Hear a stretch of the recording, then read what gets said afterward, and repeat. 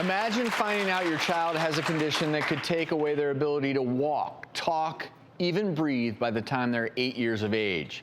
The fear, the anxiety, all the anger. How do you turn that into hope? This is the Hogan's family story. Processing the news that your son has this disease that could end his life at age 15. I was angry that there wasn't a thing I felt like I could do about it.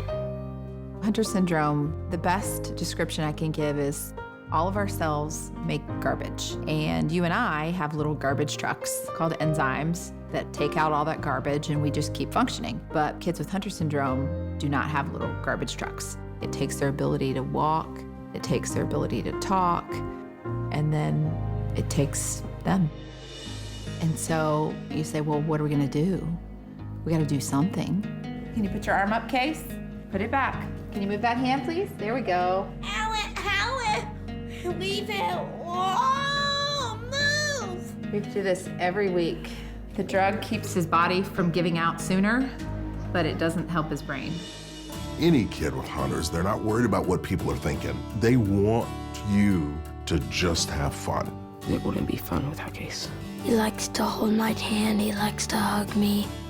At 3.5, Case got into a drug trial that was looking to stabilize the cognitive decline. But to be able to get this treatment, the kid has had over 80 spinal taps, over 80.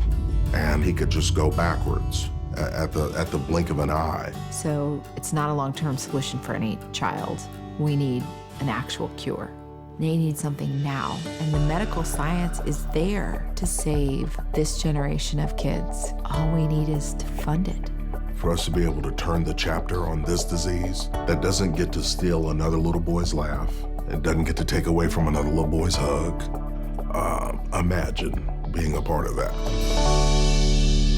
Chris and Melissa are here today to stand up for their son Case and all children out there with Hunter syndrome. Please welcome them. Thank you for being here.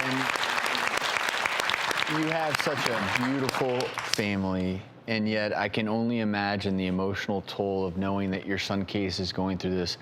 How do you all fight through that? The first year, I probably cried every day for a year. And to wake up every morning and feel that all over again, that your child is going to disappear. Yeah, it was definitely a struggle. It was one of those things where you go in and out of reality of wanting to deal with it and acknowledge it, but then at the same time, you have this little boy here with you right now.